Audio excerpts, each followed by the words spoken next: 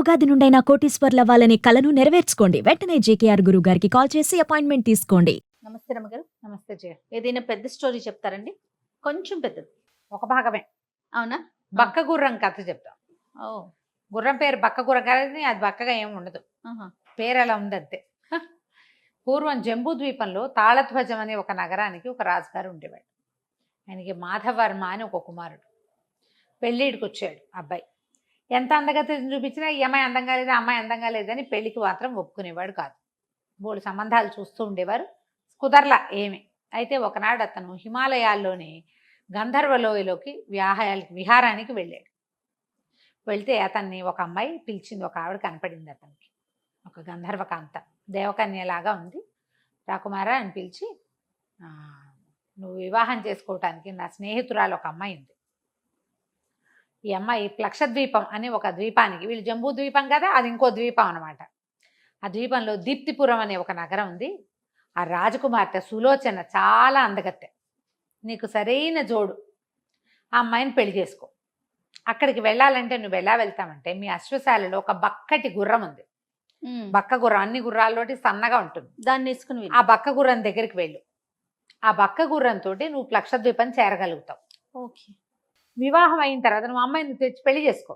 వివాహం అయిపోయాక గుర్రాన్ని మాత్రం నాకు ఇచ్చేయాలి, నాకు పని ఉంది అని చెప్పింది. ఈ గంధర్వకాంత చంద్రకళ చెప్పిన ప్రకారంగా అతను ఆశ్చర్యపోయాడు. ఇలా ఎలా జరుగుతుంది అని. జరుగుతుందేమో చూద్దాం, చెప్పింది కదా అని చెప్పేసి అక్కడి నుంచి హిమాలయాల నుంచి తిరిగి వచ్చేసాక ఈ అశ్వశాలలోకి వెళ్ళాడు. వెళ్తే అశ్వశాలలో అతనికి ఒక బక్క గుర్రం కనపడింది. ఈయన దగ్గరికి వెళ్ళేస్తే అతను ఈ గుర్రము రాజకుమారుడిని చూడగానే సగిలిచ్చింది సంతోషంగా. తను దాని దగ్గరికి వెళ్ళి దాన్ని ఇట్లా ముట్టుకున్నాడు. ముట్టుకునేసరికల్లా బక్క డొక్కులాగా ఉన్న ఆ గుర్రము ఒకసారి మెల్లిగా అలా పుష్టిగా అయిపోయింది. దానికి రెక్కలు కూడా కనపడటం మొదలుపెట్టినాయి. ఆశ్చర్యపోయాడు. ఏంటి ఈ విశేషం, ఈ విచిత్రం అని. అందుకే గంధర్వకాంత చెప్పింది, దీంట్లో ఏదో విశేషం ఉంది. ఇప్పటిదాకా ఆ గుర్రాన్ని ఎవరు ఎక్కల, అది బక్కగా ఉండేది, దాని మీద ఎక్కితే జస్తుందని ఎక్కేవాళ్ళు కాదు. అయితే ప్రచేష్టుడని ఒకడు ఈ గుర్రం సంరక్షణ చేసేవాడు. వాడు ఆశ్చర్యపోయాడు, ప్రభు ఇదేమిటి అంత సన్నటిది ఇంత పుష్టిగా ఎలా అయింది, దీనికి రెక్కలు కూడా మొలుస్తున్నాయి. మొలిచేస్తారు కదా.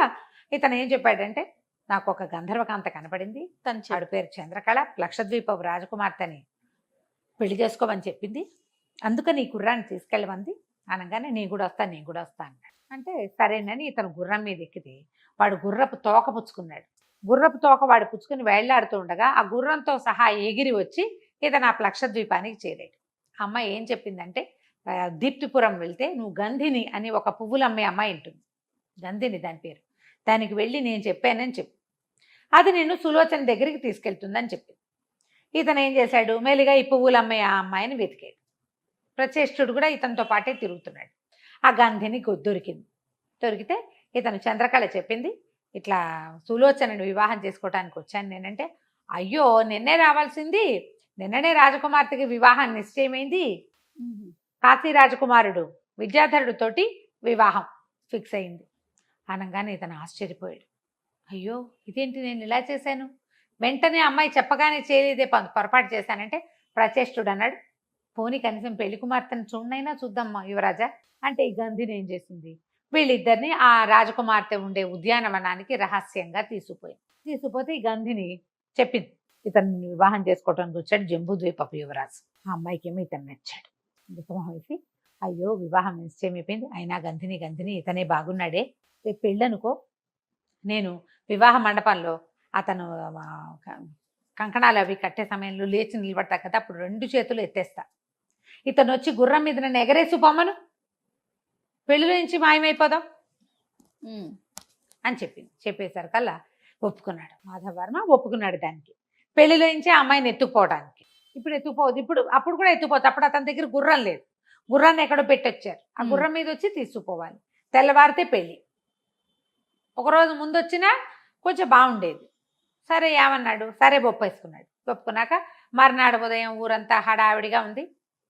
ఈ ప్రచేష్టుడు ఎప్పుడైతే ఈ రాజకుమార్తెను చూశాడో, అబ్బా ఎంత బాగుంది, ఇంత అందగత్తెని పెళ్లి చేసుకుంటాడా రాకుమారుడు, ఇప్పుడు గుర్రం మీద ఎవడెగరేసిపోతాడో వాడికే పెళ్ళం అయిపోతుంది కదా, మాధవర్మ కాకపోతే నేను ఎగరేసిపోతా, గుర్రం ఎలాగో ఉంది కదా మన దగ్గర, అని ఆలోచించుకుని ఈ మాధవర్మ దగ్గరే ఉన్నట్టుండి రాత్రి పాలల్లో మందు కలిపి ఇచ్చేసాడు నిద్ర మాత్రం. అయ్యో! మాధవర్మ ఉదయం లేవల అక్కడ పెళ్లి హడావిడి అయిపోతుంటే ఈ ప్రచేష్టుడు ఏం చేశాడు, ఆ గుర్రానికి ఏం సంబంధం, గుర్రం మీద ఎవరు కూర్చుంటే వాళ్ళని ఎగరేసిపోతుంది అది. అవును. గుర్రం మీద కూర్చుని పెళ్లి మండపానికి వెళ్ళాడు. పెళ్లి మండపం దగ్గర అట్లా రెడీగా నిలబడ్డాడు. ఎప్పుడైతే రాకుమార్తె ఈ కంకణం కట్టేటప్పుడు లేచి నిలబడి కంకణం కట్టిస్తారు. నిలబడంగానే అమ్మాయి 2 చేతులు గాల్లోకి పైకెత్తేసారు కల్లా ఇతను గుర్రాన్ని ప్రేరేపించి రెక్కల గుర్రంతో ఎగురుకుంటూ వచ్చి రాజకుమార్తెను ఒక్క ఉదుటన గుర్రం మీదకి లాగేసుకుని ఎక్కించేసుకున్నాడు. రైమని గుర్ర దాటేసింది. అయితే ఈ బట్టలు వేసుకున్నవాడు మాధవర్మ కాదేమోనని అమ్మాయికి తెలియలే. ఎక్కడికో తీసుకెళ్ళి ఒక చోట దింపాడు. ఆ దింపింది ఎక్కడ దింపాడు వాడు, ఈ ఊళ్ళోనే, ఈ దీప్తిపురంలోనే నగరానికి చివర ఒక ఉద్యానవనంలో దింపాడు. దింపితే ఈ అమ్మాయి దీర్ఘాంతపై, నువ్వెవడివిరా, మాధవర్మ కాదు కదా నువ్వు. నేను ప్రచేష్టుండి, నేను కూడా మాధవర్మతో పాటు ఈ గుర్రం ఎక్కే వచ్చాను.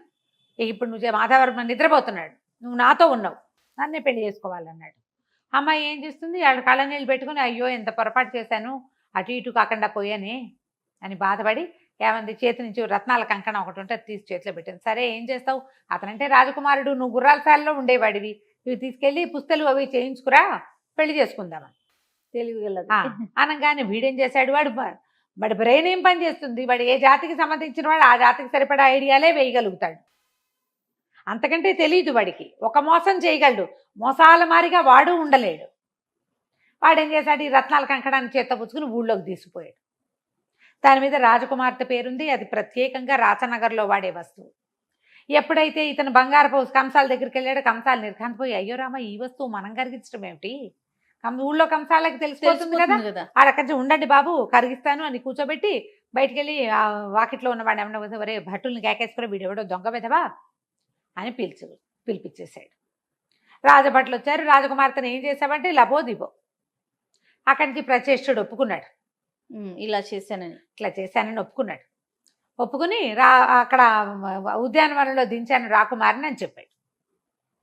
వీడు ఉద్యానవనానికి వెళ్ళేసరికల్లా ఆ రాకుమారి ఏం చేసింది, ఇక్కడ ఉంటే వీడికి దొరికిపోతానని ఆ గుర్రం ఎక్కి ఆవిడ వెళ్ళిపోయింది. జంబూద్వీపం వెళ్ళిపోయింది. జంబూద్వీపం వెళ్ళమని చెప్పింది దీనికి, గుర్రానికి. అది జంబూద్వీపానికి తీసుకుపోయింది. అది కూడా ఎక్కడికి వెళ్ళింది, అటు ఇటుగా కొంచెం కాశీనగరం వైపుకి దగ్గరలో ఎక్కడికో వెళ్ళింది, కాశీకి దగ్గర చుట్టుపక్కల. ఈ లోపల ఈ మాధవర్మ ఇక్కడ ఉన్నాడు కదా, ఈ మాధవర్మ పాపం ఏం చేయాలో తెలియక రాజభవనం వైపుకి వెళ్ళి నేను ఫలానా రాజుగారి అబ్బాయినని చెప్పుకున్నాడు. చెప్పుకునేసరికల్లా వాళ్ళు వీళ్ళు మాట్లాడుకున్నారు. ఇక అతను అక్కడ ఉండిపోయాడు. సరే ఇక్కడ ఏమైంది, ఈ అమ్మాయి గుర్రం ఎక్కి వెళ్ళింది కదా, గుర్రం ఎక్కి ఏం చేసింది, ఒక పేదరాజు పెద్దమ్మది ఇంట్లో దిగింది. దిగేసరికల్లా నాయన ఏ ఊరు నుంచి వచ్చావు, అసలు ఇక్కడ పరిస్థితులే బాగోలేదు, రోజు ఒక ఖడ్గమృగం వస్తోంది గంగలో ఇంచి, ఇది కొంచెం మగవేషం వేసుకుని ఉందన్నమాట, పూర్తిగా ఆడవేషంలో లేదు, బాగుండలేదు ఇక్కడ పరిస్థితి, ఒక ఖడ్గమృగం వస్తుంది రోజు, ఆ ఖడ్గమృగం వచ్చి మొత్తం ఊరంతా స్వైర విహారం చేసేస్తుంది, అసలు ఈ ఊళ్ళకి పరదేశులు బాటసార్లు ఎవ్వరూ రావటల్లా అనేసరికల్లా సరే పెద్దమ్మ ఇంట్లో అన్నం తిని తలపాగా ఒకటి చక్కగా సవరించుకుని మగవేషం సవరించుకుని అమ్మాయి ఏం చేసింది, నేను చూస్తానని చెప్పేసి ఈ గుర్రం ఎక్కి కాశీలో ఆ కాశీ కూడా పక్కన ఊరు అనమాట, ఆ గంగా నది వైపుకు వెళ్ళింది. మిట్ట మధ్యాహ్నం అవ్వగానే గంగలోంచి పెద్ద ఖడ్గమృగం లేచి వచ్చింది. లేచి రావటం ఆశ్చర్యపోయింది, ఇదేమిటి ఇట్లా జరిగింది అని. అది చూసి ఏం చేస్తారు, గుర్రం రెక్కలది కదా, నడిచొస్తుంటే ఖడ్గమృగం గుద్దేస్తుంది, ఎగురొచ్చేదాన్ని ఖడ్గమృగం ఏం చేస్తుంది, పైనుంచి ఎగిరి వస్తూ ఈ ఖడ్గమృగాన్ని ఒక్క వేటుతోటి కొట్టేసేసరికల్లా ఇట్లా ఇది ఉంటుంది కదా దానికి కొమ్ము, ఆ కొమ్ము విరిగేసరికల్లా పెద్ద కేక పెట్టి ఆ ఖడ్గమృగం కూలి పడిపోయి అందులోంచి ఒక బ్రాహ్మణ ఆయన, ఒక ఆయన ఋషి లాంటి ఆయన బయటికి లేచి వచ్చేసరికల్లా అమ్మాయి ఆశ్చర్యపోయింది, ఎవరినైనా మహానుభావ నువ్వు అంటే, ఇది ఒక శాపం వల్ల ఇలా అయ్యానమ్మా, చెప్పు నీకేం కావాలి, నీ కోరిక ఏంటో చెప్పంటే, నేనేం చేయను, నేనేమో లక్షద్వీపపు రాకుమార్తెని, మాధవర్మ కోసం బయటకు వచ్చేసాను, వాడెవడో నన్ను తీసుకొచ్చి ఎక్కడో వదిలేశాడు, నేను ఇక్కడికి వచ్చానంటే, అమ్మ ఏం పర్వాలా, నువ్వు ఇక్కడే ఉండు, ఏం కంగారు లేదు, నీకు నీ మాధవర్మ అతను ఎవరు విద్యాధరుడు, నీతో వివాహం నిశ్చయమైన విద్యాధరుడు, ఇద్దరు ఒకే పడవలో ఎక్కి ఇప్పుడు ఇక్కడికి రాబోతున్నారు. ఈ జంబూద్వీపం వైపుకి వస్తారు వాళ్ళని నువ్వు గుర్తుపడితే చాలు. అందులో మాధవవర్మ ఎవరో విద్యాధరుడు ఎవరో గుర్తుపడితే చాలు, నీకు వివాహం అయిపోతుంది, నువ్వు అతనితో హాయిగా ఉంటావు. వాళ్ళు ఇక్కడికే వస్తారు, నువ్వు కంగారు పడకుండా ఈ ఊళ్ళోనే ఉండమన్నారు. ఇంతలో ఏమైంది, ఇది అటు ఇటు చూస్తుండగానే గుర్రం మాయమైపోయింది. ఖడ్గమృగం చచ్చిపోయి ఋషి వచ్చాడు. ఖడ్గమృగమేమో చచ్చిపోయింది, మాయమైపోయింది. వెనకాల ఉండాల్సిన గుర్రం లేదు. ఇంతలో రాజుగారు మేళతాళాలతో వచ్చేసారు. ఎవరో రాకుమారుడు వచ్చి ఖడ్గమృగాన్ని చంపేశాడని పరిగెత్తుకుంటూ వాళ్ళంతా వచ్చేస్తున్నారు. వాళ్ళంతా పట్టుకున్నారు. అబ్బాయి అబ్బాయి ఎంత గొప్పవాడివి నువ్వు, నీ వల్ల మేము ఎంతకాలంగానో బాధపడుతున్నావు, అదంతా బాధ అంతా తీర్చేసావు, ఒక్క దెబ్బకి మా జీవితాల నుంచి విముక్తి కలిగించేసావు మాకు అని చెప్పారు. చెప్పేసరికల్లా సరే ఏమన్నారు, రా మా ఇంటికి తీసుకెళ్తామని కాశీరాజు గారింటికి తీసుకుపోయారు. రాజ్యానికి పక్కగా ఉంది కదా. కాశీరాజు కుమార్తె ఒక అద్భుతమైన అందగత్తె ఒక అమ్మాయిని ఇచ్చి పెళ్లి చేస్తామన్నారు. ఆయన ముందే చెప్పాడు, ఆయన ముందే చాటింపు ఉంది. పెద్దమ్మ చెప్పింది అనమాట, ఈ అమ్మాయికి సులోచనకు చెప్పింది, రాజుగారు అర్ధరాజ్యం ఇస్తానని రాకుమార్తెనిచ్చి పెళ్లి చేస్తానని అన్నాడు అని చెప్పింది. ఇప్పుడు ఈ కుమారుడు రాజకుమారుడు వచ్చి ఈ ఖడ్గమృగాన్ని చంపితే పెళ్లి ఎవరికి చేయాలి, సులోచనకి ఇచ్చి పెళ్లి చేయాలి. ఆ అమ్మాయి ఏమందంటే, కాదండి కొంతకాలం వేచి ఉండండి, నేను ఇప్పుడు వివాహం గురించి ఆలోచించట్లేదు, అర్ధరాజ్యం ఇస్తామంటే ఇవ్వండి. సరే రాజ్యంలో ఉండటం మొదలుపెట్టింది. కొద్ది కాలానికి ఈ ప్లక్షద్వీపం నుంచి కొన్ని పడవలు వచ్చినాయని, వాటిలలో వజ్రాల వర్తకులు వాళ్ళు వచ్చి అలా వచ్చేవి. ఆ ద్వీపం నుంచి ఈ ద్వీపం నుంచి కొన్ని చోట్ల ముత్యాలు, కొన్ని చోట్ల రత్నాలు అలా వచ్చేవి. అయితే ఒక రత్నవర్తకుడు ఒకడు పడవతో వచ్చాడంటే, సరే ఆ రత్నాల వర్తకుడిని రమ్మంటే రత్నాల వర్తకుడు బోల్డని బాక్సులు పట్టుకొచ్చాడు వస్తువులు చూపించడానికి. ఆ బాక్సులు పట్టుకొచ్చిన వాళ్ళలో ఇద్దరు అబ్బాయిలను చూసి ఈవిడ ఆశ్చర్యపోయింది సులోచన.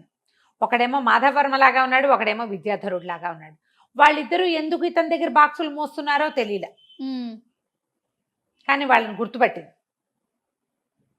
విద్యాధరుడితో ఏమో పెళ్లి తప్పిపోయింది కదా. అవును. మరి మాధవవర్మతోటి ప్రేమించి అతని వెనకాల వచ్చేద్దాం అనుకుంది, అతను బాగున్నాడని వచ్చేసింది, మేలుబడి వచ్చేసింది కదా. సరే ఏమనుకుంది, బాగా ఆలోచించుకుంది, ఏం చేయాలో తెలియలే. అయితే కొంచెం ఆలోచించగా అప్పుడు గుర్తొచ్చింది ఏంటంటే అమ్మాయికి, అతను చెప్పాడు, నువ్వు ఏం భయపడద్దు, నిన్ను వదిలేసిన విద్యాధరుడే, నువ్వు వదిలిపెట్టి వచ్చేసిన విద్యాధరుడు కాశీరాజకుమార్తెని పెళ్లి చేసుకోవాల్సిన వాడు, అసలు ఈ అమ్మాయి కంటే మీకు ఎక్కువ ఆస్తుందని మీ దగ్గరకు వచ్చాడు అని చెప్పి, అందుకే అతను ఇక్కడికి వస్తున్నాడు మళ్ళీ. సరే ఈ అమ్మాయి జ్ఞాపకం చేసుకుని, సరే ఓ పని చేద్దామని ఈ రత్నాల వర్తకుడు చెప్పింది, అబ్బాయి అయ్యా మీతో పాటు ఉన్న వాళ్ళిద్దరు చక్రవర్తి కుమారులు, అతనేమో జంబూద్వీప చక్రవర్తి కుమారుడు, ఇతనేమో ఈ కాశీకి సంబంధించిన ఇంకొక రాజ్యానికి సంబంధించిన రాకుమారుడు, వీళ్ళిద్దరికి పెళ్లిళ్ళు చేయిస్తాం మేము, ఇద్దరిని పెళ్లి కొడుకులుగా అలంకరించి తీసుకురా అని చెప్పి పంపించేసి అక్కడి నుంచి రాజకుమారికి కబురు చేసింది అనమాట, 2 వివాహాలకు ఏర్పాటు చేయండి అని. వీళ్ళకి అర్థం కాలేదు. ఈ అబ్బాయిని ఇప్పుడు మగవేషంలో ఉన్న సులోచన కాశీరాజకుమార్తెను కనుక వివాహం చేసుకుంటే ఒక పెళ్ళే కదా, 2 పెళ్ళిళ్ళు ఎందుకు అవుతాయి? రాజకుమార్తెను చక్కగా పెళ్లి కూతురుగా అలంకరించారు. రెండో వివాహం ఎవరికి, రెండో పెళ్లి కూతురు ఎవరుంటే నేనే అని తలపాగా తీసేసి చూపించింది. నేనే రెండో వివాహం చేసుకునేది, ఇలా జరిగింది, వాళ్ళు ఇప్పుడు ఇక్కడే ఉన్నారు అని చెప్పి వాళ్ళ రత్నాల వర్తకుడు కబురు చేస్తే పెళ్లి కుమారులుగా అలంకరించిన 2 రాజకుమారులని తీసుకొచ్చేది. వీళ్ళిద్దరూ ఒక పడవలో కలుసుకున్నారు. ఆ పడవ నౌకాభంగం అయిపోయింది, మధ్యలో సముద్రంలో కొట్టుకుపోతే అన్నీ పోయి ఆ రాజకుమారుడు ఈ రాజకుమారుడు సింగిల్గా మిగిలారు. వాళ్ళను ఒక రత్నాల వర్తకుడు రక్షించాడు. అతని దగ్గర సహాయకారులుగా ఉంటామని ఒప్పుకున్నారు. తమ ఇల్లు చేరడానికి వాళ్ళకి ఇంకో దారి లేదు. అదే అక్కడికి వచ్చి చూసేసరికి ఈ అమ్మాయి సులోచనని చూసి ఆశ్చర్యపోయాడు. ఎట్లా వచ్చావు, నా గుర్రమేది అన్నాడు. ఏమో అది ఎలా మాయమైపోయిందో తెలీదు, ఎలాగో మాయమైపోయింది. ముందు వివాహం చేసుకున్నట్టే అంటే ఏమన్నాడు, ఆ గుర్రాన్ని వివాహం చేసుకునే సమయం, వివాహం అయ్యాక చంద్రకళ తనకు అప్పచెప్పమంది, అది ఇప్పుడు నా చేతిలో నుంచి వెళ్ళిపోయింది, ఇప్పుడు ఎలాగా అంటే ఇలా వివాహం అవటం ఏమిటి, ఆ చంద్రకళ వచ్చింది. ఆవిడతో పాటు ఒక మహాద్భుతంగా ఉన్న ఒక ఆయన కూడా వచ్చాడు. ఆవిడేమో గంధర్వకాంత, ఆయన ఏదో గంధర్వ పురుషుడుగా ఉన్నాడు.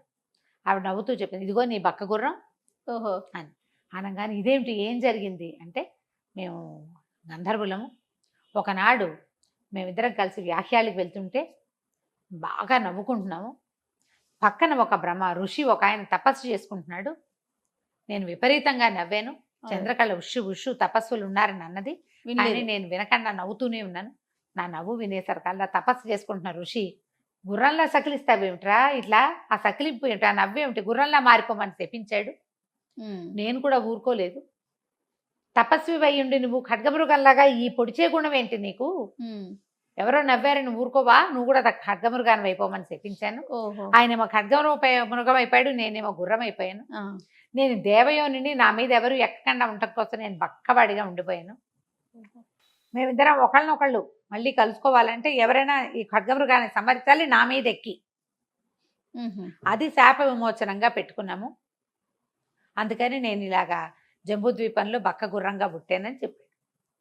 ఆ గుర్రం ఇప్పుడు ఎప్పుడైతే ఖడ్గమృగం కొమ్ము విరిగి ఆ. చనిపోయి ఋషి బయటకు వచ్చాడో, ఈ గుర్రానికి శాప విమోచనపై గంధర్వ పురుషుడు కూడా వెళ్ళిపోయాడు. ఓకే. కాశీ రాజకుమార్తె విద్యాధరుణ్ణి పెళ్లి చేసుకుంది. ప్రీవియస్ ముందు వాళ్ళ పెళ్లి కుదిరి ఉంది, ఆ ప్రకారం వాళ్ళ పెళ్లి అయిపోయింది. మన మాధవ్ వర్మ, ఈ సులోచన ఇద్దరు పెళ్లి చేసుకున్నారు. ఆ లక్షద్వీపానికి, జబ్బు ద్వీపానికి, అన్ని చోట్లకి కబుర్లు వెళ్ళినాయి. తర్వాత వీళ్ళు హాయిగా ఉన్నారు. రైట్. నమస్తే. నమస్తే.